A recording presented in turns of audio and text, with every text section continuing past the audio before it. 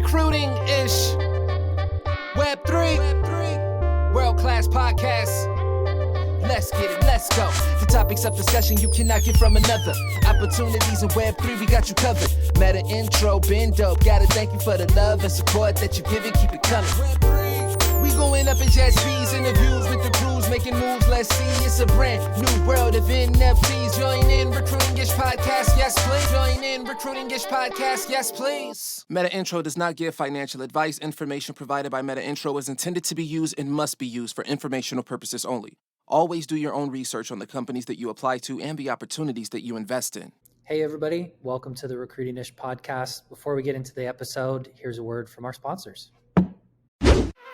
Hey there, fellow podcast listeners. I'm Kevin Logan Jr., host of the Immutable Mindset podcast. If you're fascinated by Web3, blockchain, and disruptive technology, then you won't want to miss a show. Join me and co-host Adam Posner as we introduce you to an incredible lineup of successful entrepreneurs, builders, and industry veterans who share their insider knowledge, unique perspectives, and personal stories that will leave you inspired and craving more. Like Mike Isogawa, the CEO of Webacy, who shares her journey from being a Cirque du Soleil performer to a cybersecurity pioneer. Or Dave Schwed, COO of Halborn, who discusses the future of digital asset security and how the future of assets will be tokenized. We also break down complex topics into digestible bits, perfect for both experts and newcomers to the world of Web3. So if you're ready to stay ahead of the curve, subscribe to the Immutable Mindset podcast now, wherever you listen to your favorite podcasts. Hey, everybody. Welcome back to the Recruiting-ish podcast. It's Tuesday. We're here with an episode where we're talking all things hiring and working in Web3. I'm Alex, your crypto recruiter. I'm here with Brad for the Metaintro team. Say what's up, Brad. What's going on, everyone? And we've got a very special guest today, as you can see. G is the founder and CEO of Aurox, which is an innovative trading platform that launched in 2020. We'll include details of Aurox in the show notes so you can check them out and sign up for their platform. But something to note, they're integrated with over 50 exchanges. They've garnered a substantial user base and surpassed the 1 billion mark in trading volume. They've also got a token for their ecosystem that offers quite a lot of functionality. And G will be talking about the platform, his background, and about their team and plans for the future. G, welcome to the Recruiting-ish show. Thank you. Thanks for having me. I'm really excited to get started. Absolutely. Well, I know I gave a quick intro on you and the platform, but tell us a little bit about yourself and I guess lead us up to this new project you're working on. Sure. So my family actually immigrated into the United States when I was 8 years old. I'm originally born in Republic of Georgia. And I ended up getting started trying to make money online through online marketing, basically media buying, affiliate offers, etc. I was in high school. I think I was 13 at the time. And at that point, I started searching online. I didn't want to work a summer job in some, fast food place or a warehouse or whatever it was, earning pennies on the dollar. And I ended up going online, finding an online marketing forum, and that's where I actually discovered my business partners, the same ones that are my partners here at Aurox. And we started from affiliate marketing, lead gen, e-commerce, software as a service companies, and started rolling in money from our previous endeavors and to grow the next business bigger and bigger. And that's where Aurox really came in. So in 2020, or actually it was, 2016, my business partner was taking some of the money that we had made from e-commerce and investing into cryptocurrency. And he told me about it, and I started putting some money in there. And then we realized that there was like a lot of data fragmentation. There were so many exchanges, so many, no one really knew what was going on back then. So we wanted to create a platform that was easier for traders, like what we were trying to do, and encompassed the entire cryptocurrency market and eliminated that struggle to trade and discover tokens. And being entrepreneurs, we thought, instead of investing in tokens, let's invest in ourselves. And we created the Aurox terminal over the next few years. So we self-funded the entire project. My partners and I have been together for over a decade at this point on various different projects. And we want Aurox to be the final one and grow it to a significant user base. Excellent. Yeah, I mean, it's interesting. Myself it sounds like you're obviously a serial entrepreneur yourself, going from 13, selling, media spots. I can only imagine the experience and how exhilarating that must have been at 13 to do something like that.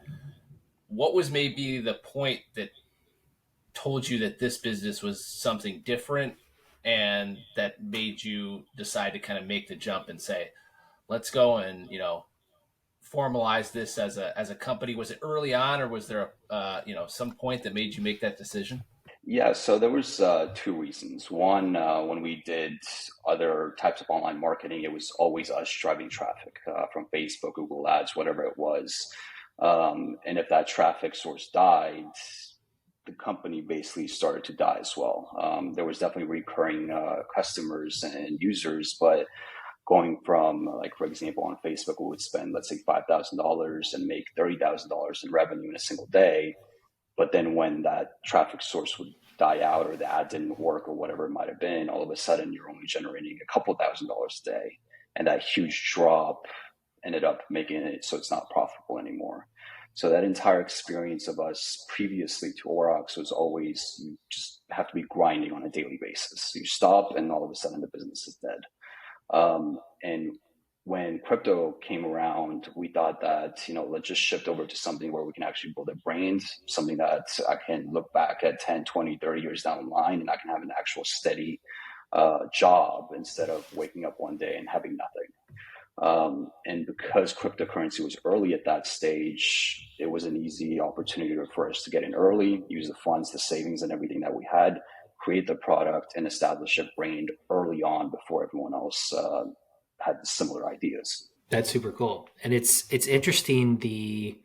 I don't remember who said it. It was probably like Peter Thiel or one of the founders guys or VC guys, but they said, you got to bet on the team, not always the product. So, in the venture world and kind of the entrepreneur world, right? Like, it doesn't always happen on the first try, but it sounds like you've got a good team. It sounds like you guys have kind of hit a stride with this.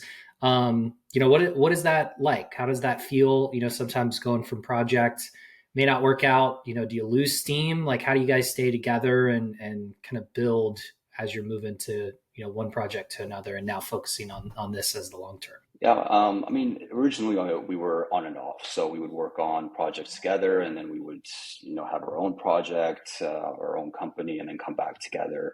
So it wasn't always something that all three of us were interested in at that specific time, or a specific company. And that allowed us to work together in the positives while avoiding potential failures. And because every company that I worked with them has always generated a significant amount of profit and revenue and growth. Eventually it does fizzle out, and that's why we moved over to Aurox, but it was always successful, at least with them. And during the past 10 years, we kind of formed, they're essentially like my brothers in a way, since I've known them for so long. And now I can be as transparent. Like, if I get mad at them, I can be, I can say what's on my mind without being concerned about how they're going to react, and they feel the same way about me. So we have a very open dialogue, which a lot of new founders might not have. For example, this is from a movie, but it's kind of based on a real story with the Facebook. The original Zuckerberg's partner, he kind of got cut out, and they weren't really that transparent to one another at that early stage. But with Gia and Tara's, everything that I know, they know, and vice versa. Yeah, that's great. Do you utilize that practice? Because you guys are so close, and I if you've been a part of a team like that, that it's special. Even though maybe you get mad at each other, but it's definitely clear to everybody where you stand. Do you hold new, members to the team to that same, bar and threshold that, hey, you got to fit in here? And obviously it's hard to recreate years of camaraderie and working together, but, and maybe the broader question is, how do you integrate a new member, into the team? What are some of the best practices you utilize to kind of make that work with a team that's so close together? Yeah, so we were actually discussing, scale. Like, for the past 2-3 years, we've scaled up the development side significantly, which meant there was a lot more load on us as founders because we're managing the entire upper management. So we were discussing about starting to hire upper management positions, and in order to get them on the same page as us, incentivizing them aggressively with equity in the company. Because for example, if we hired a CMO, their goal is going to be the same goal we have, is growing the company as much as possible.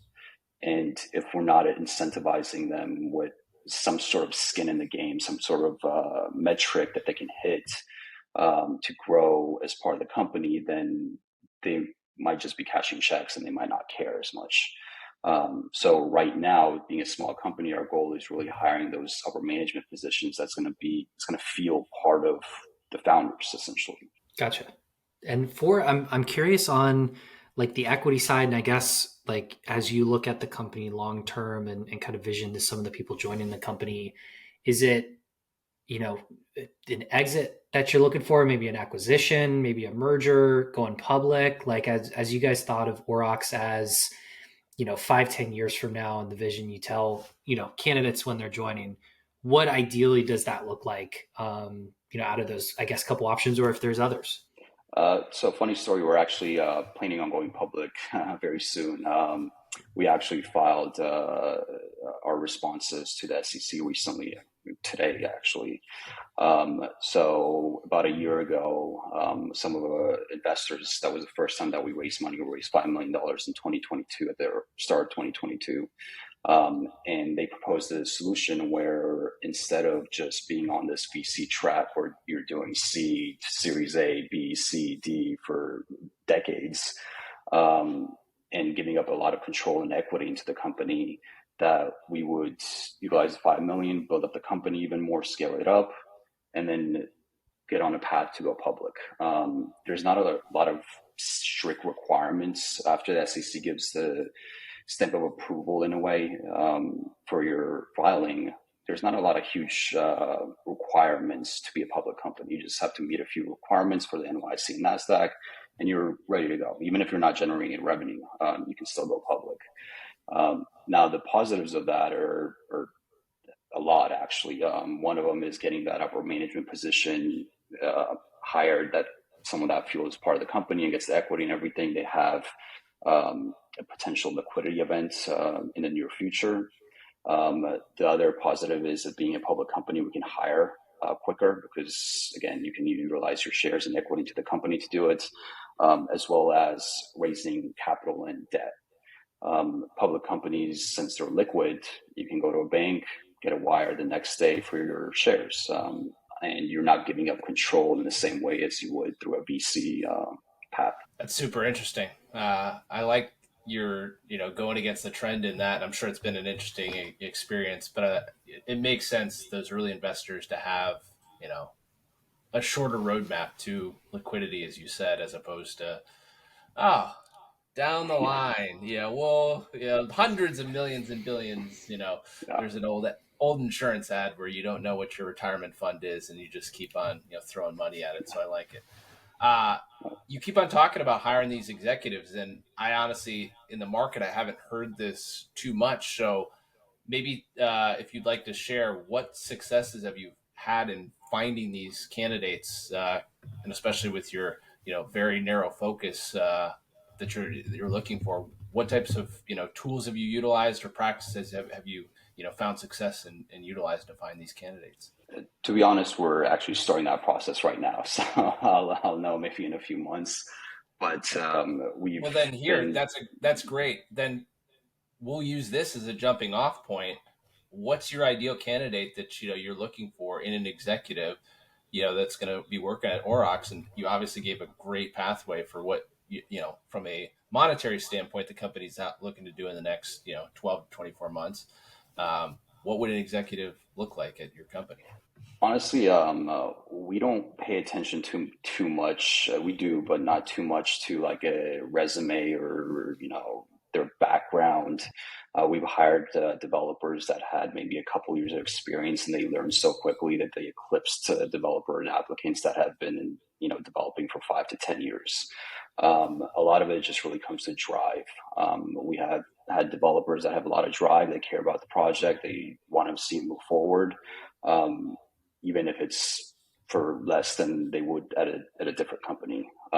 So same thing goes for an executive. Like, I've never managed a public company. I don't know exactly what's going to happen. I do have resources at hand. I have help, but I have the drive because I want to be public. I want to be the first public Web3 DeFi company, and I know that I'm taking that on, and I want to move forward. So when we're going to be hiring these executives and upper management, I want someone on that team that maybe not necessarily has experience in that field that much, but is going to learn quickly and is going to put in the hours and is going to, make sure that the company is going to do well. We found that those type of individuals actually accomplish a lot more than the ones that are, in some cases, the ones that are more experienced, but are less motivated and less willing to put in the hours. I'm always curious when it comes to, especially like trading or DeFi related projects as they're hiring, like how much of a degen do you need to be? Because again, I think the question we always get, there's a ton of Web 2 degens stuck in Web 2 trying to get to Web 3, but may not have worked there. Or on the side, they're like in every project, trading tokens, swapping, doing everything you can. But then also when they get into a project, they may be, again, too much of a degen. So like, what's your degen level? What does that look like as you kind of think about, just like core experience? We actually hire strictly Web 2 developers. We actually did hire one Web 3 developer that had been in Web 3 for a while. And most of our developers, when we first hired them, they hadn't even traded cryptocurrency and never used like a trading platform before. It is a longer process because they have to learn some of the intricacies and figure out how the blockchain works and things like that. But from our experience, we've noticed that people from the Web 2 side just are in a lot of cases, just better developers overall. That's not to say they're not great Web 3 developers, but the applicants we've interviewed haven't been as good. That could be for multiple reasons. For example, bigger companies are probably scooping up every single good Web3 developer out there and overpaying them and capturing that audience. And then who's remaining now is kind of on the lower end of the spectrum. But with ours, we've had a lot of success in just hiring Web2 developers, giving them the time and resources to learn, adjust, and become really good developers in Web3. Against the grain again. I like it. I really, as a CTO and engineer myself, I appreciate people that are willing to just take them at their face value for their skill set. And that's, really where you will get the best out of everybody. It sounds like you've got a well-versed interview, experience in history. Maybe give us a couple pet peeves that you have or, pitfalls where you're just like, a big red X on a resume and you said you don't look at it, but maybe your notepad of things that somebody might do in an interview that are just big no-nos for you. Usually jumping from protocol to protocol. We had a few applicants that had 6-7 months experience across not across, but at 5 different protocols back to back to back. When it comes to developing actually smart contracts, it's kind of time consuming, and most people, I don't know Solidity. I can read it, but I don't know Solidity. I do enough to write it. So it takes a little while to kind of vet those candidates, and they might be working for a few months for you and then realize that they got probably nothing done, or they have to refactor it all the way from the start. So we had those applicants. We did try them out. We just said whatever. They worked at some of the bigger protocols, to just give them a shot. We tried them out for a couple months and realized that there was a reason why they only worked 6 to 7 months at the other projects. So that is definitely something that we pay attention to. Education and anything else, it really doesn't matter. Some of our developers went to college, some of them self-taught. I don't care. They're both great developers, or they're all great developers, and that's why we keep them on the team. Yeah, that's big lightning bolt. That's I forget if it was Seinfeld or Chappelle that says this, but it was something along the lines of boredom is a real driver of creativity. And it's almost like, once you finally mastered a language, a protocol, something like that, then you can really start to, and you're just like, I can't, you might in your mind say, I can't do anything else. It forces you to push the envelope of what that technology can do, what the request is. And that's where it really, comes. So I like that answer a lot.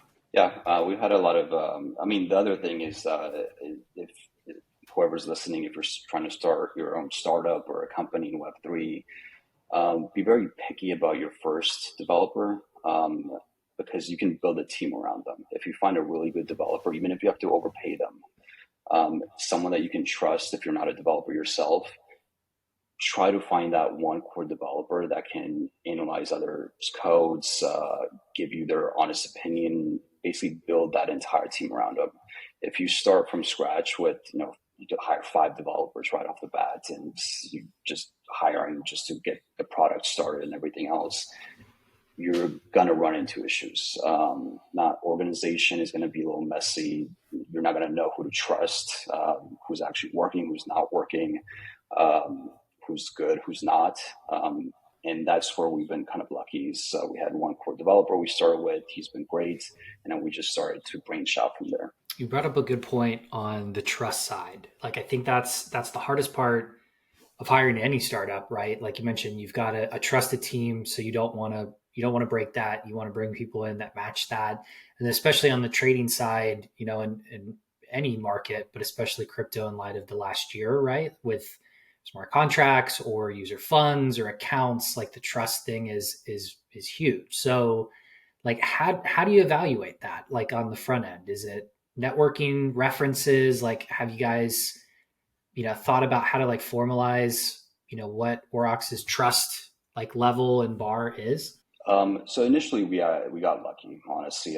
We were making posts on, like, I made a post on Georgia's job website, and that developer was moving to Georgia. He discovered us, and we had him do like a code review and stuff, and he turned out great. And then over time built up that trust. With incoming developers, it's a lot more difficult. What we usually do is give them smaller tasks. It takes about a month or two where we're kind of in the analysis phase.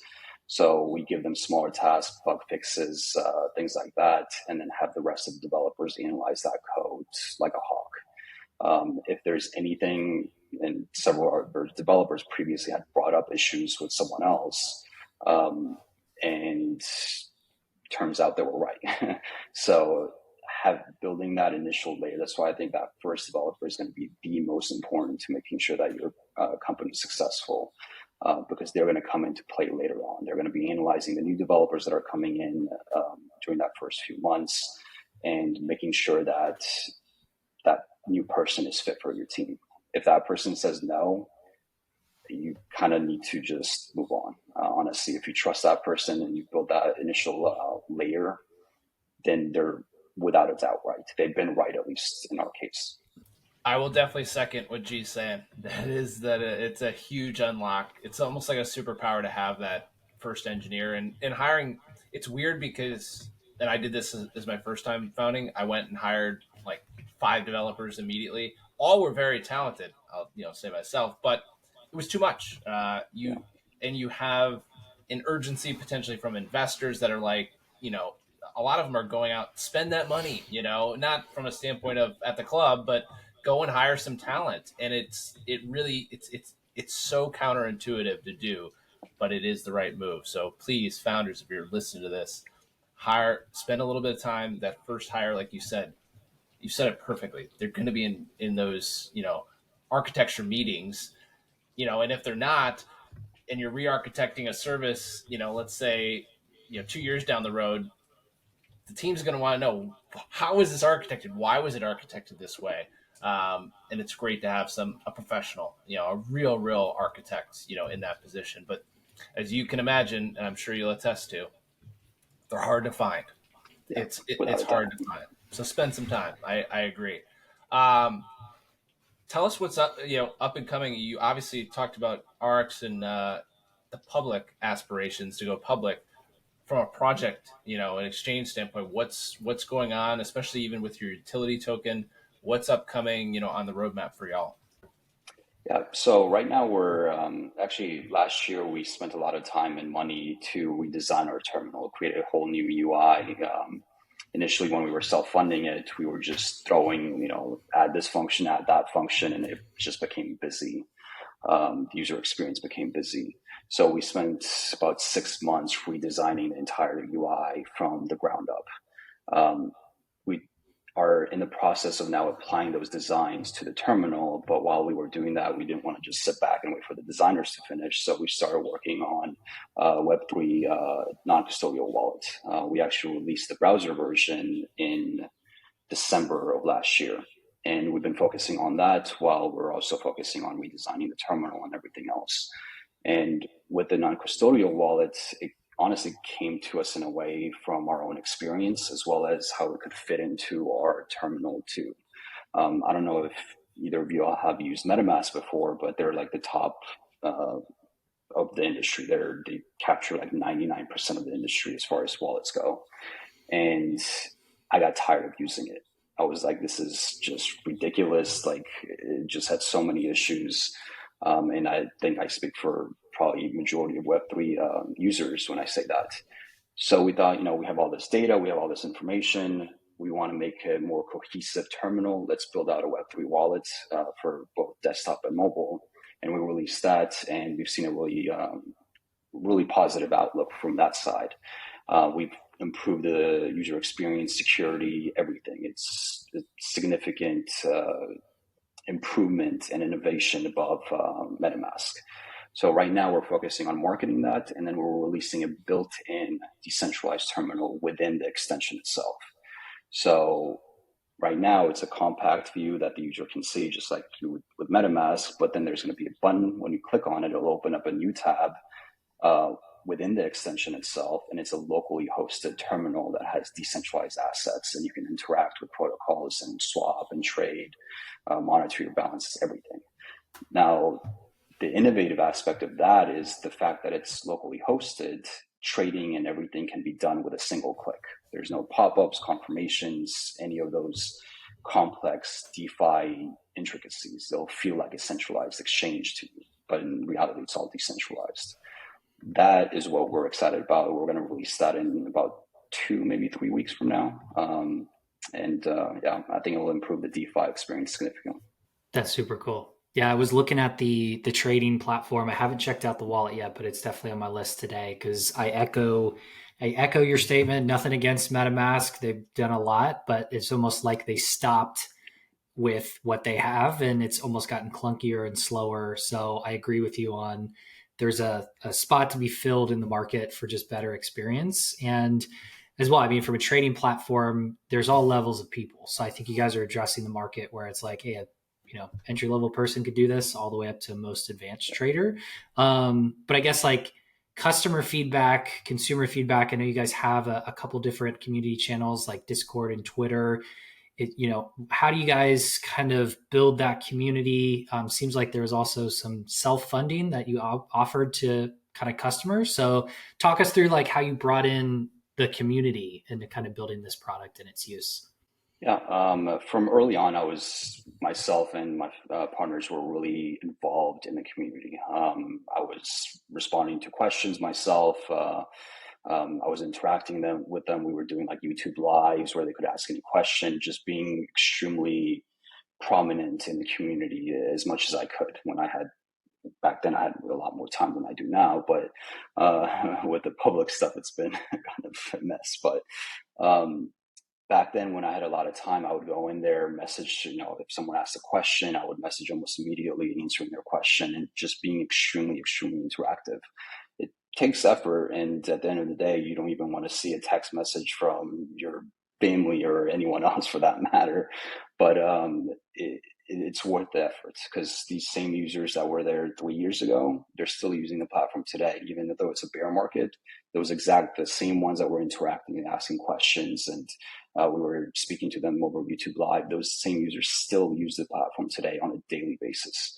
And that's what you really, at least on the Web3 side and DeFi, you really have to build that community early on and get those users to come along with the story of the company.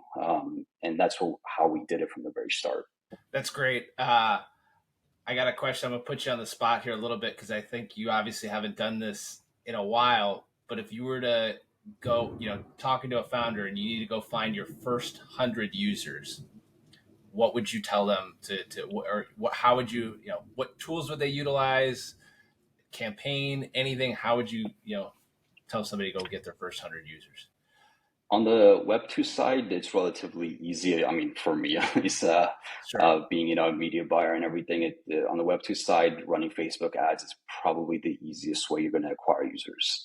I mean, we ran probably millions and millions of dollars for e-commerce and affiliate marketing, and Facebook does such a great job at optimizing those ads to deliver you the best audience that you can. So you can easily get those 100 users. It might be more expensive if you're not experienced with it, but you can easily get that. Like, you can, without a doubt, get it within the first month. On the Web3 side, and I guess on the finance side, even Twitter is probably going to be your best chance. The ads are more expensive overall. You're probably going to pay more per user, but you're definitely going to be able to acquire those users easily. I'm a huge fan of media buying. I mean, that's what we did for years. So I really suggest anyone that's trying to promote their product, newsletter, whatever it might be, media buying is going to be the easiest way that you're going to get those users. I'm always curious when it comes to community channels. Like my thoughts on Discord are probably different than most on this call. I know Brad and Metaintro, they've cranked out such a cool and innovative community. Some Discords are great, some are just weird, right? Like what's your thought on that space in terms of like interacting with community, and like, is Discord is that the final one, or do you use another one, see another one kind of coming in its place, kind of similar to MetaMask? Actually, if you're getting started, Telegram is probably going to be easier. When you just have a few hundred users, it's just so much easier to just manage it all, because you don't have to deal with like 20 different channels, and then someone messages in one channel and you have to check that one and then that one and that one. The conversation flows better in a single channel, and because there's less users, it looks more active. So more people are willing to engage with it. We did that at the start. Then we shifted over to Discord, and I agree that Discord is, unless you're in there and using it pretty often, it can get a little messy as well. And that's why at this point I just pop in from time to time, but we had to actually like hire people to manage it. It became pretty difficult. As far as a messaging platform, I mean, I don't know if Slack would ever do this and add like more company community channels, but I prefer Slack personally over Discord. And I think if they do, they will definitely give Discord a run for their money. Yeah, that's interesting, because I think too, and I'm sure you've probably seen this. Working on a remote sounds like dispersed team, tough to connect, right? So it's not only connecting with the community. How do you guys stay connected as a team as you grow? Yeah, well, I'm up about 24 hours a day, so we have developers from all over the world. It's what we're used to. Even when we were doing media buying e-commerce, we had developers everywhere, staff everywhere. So usually, during the day, in the morning and the afternoon, I'm managing the United States side, the public, attorneys, I don't know, customer support, everything else. And then towards the end of the night, I get a little few hour break between, I don't know, 8 and 10 or 11. That's when the developers wake up. Usually if they have a question, I interact with them. But overall, with the non-USA side, it's really about, comes down to sending a schedule, usually early in the morning, let's say like Monday or Tuesday calls, answering everything. That way, during the night, they're not going to have any questions, or if they do, it's just very minor things that you can answer. Set the schedule early in the week. I like that. And my goodness, my heart goes out to double time zone founders. It's not, it's not easy. And it's, especially those late nights, it's stressful when you're like, if I don't, give the directives, if I don't set the schedule, you're losing time. So I hear you. Any cool partnerships coming up for, y'all that you wanted to announce that you're excited about, that is really going to, broaden the horizons of your exchange and all the products y'all have? I can't announce it yet, but we do have a few things coming soon. We've actually been, when we were doing our CF round just recently, we had to kind of pull back on our marketing temporarily, not to have any type of SEC issue. And we just gathered up a bunch of partnerships during that time for like 3-month period. We announced a bunch of them last week with Cryptos URUS, Altcoin Daily, some of the biggest influencers and marketers out there. We also announced something with Avalanche, and then we have a few other ones that are coming out over the next, 30 days or so. But yeah, there'll be really good partnerships to help not only our products, but for other users to discover them.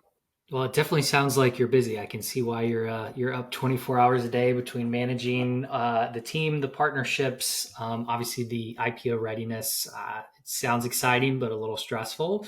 Well, cool. Well, in terms of like Aurox, the platform, the website, we'll link that info below. We'll obviously link G's information, but I mean, to kind of wrap it up, what's anything you want to leave the audience with, or how do they get in touch with you as these roles launch, and how can they stay updated with Aurox's products and success? Yeah, sure. I can leave a few details.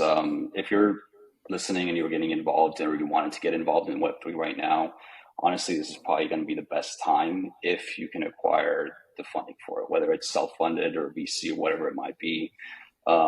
Usually times like these, you get better pick of a pool of candidates because a lot of companies downscaled. There's just more applicants. There can be more applicants in the market at this point versus in a bull market. Good luck. So getting those applicants, getting that company set up and hitting the ground running during a bear market is probably going to be your best opportunity to be successful.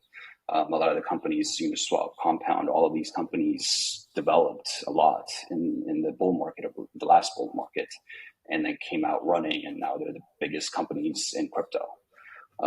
So yeah, I would recommend anyone that's trying to get in Web3 is to start a company, to try to do it now before it gets into the bull market, and then you're going to have a much harder time actually creating a product.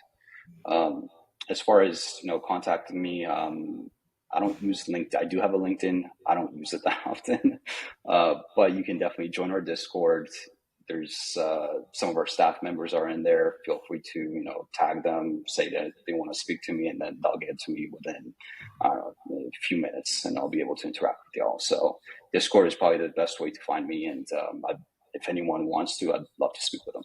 I love it. I'll put you on the spot again. What's your favorite role you're hiring for that you're looking forward to? Either it's going to reduce your stress and hopefully let you go to bed at US time, or that you're just excited to work with. Yeah, we're trying to. One of the things in Web3 is you have a very split audience. You have the audience that has kind of 90% of them don't have a lot of funds, and then you have the 10% that has a lot of funds.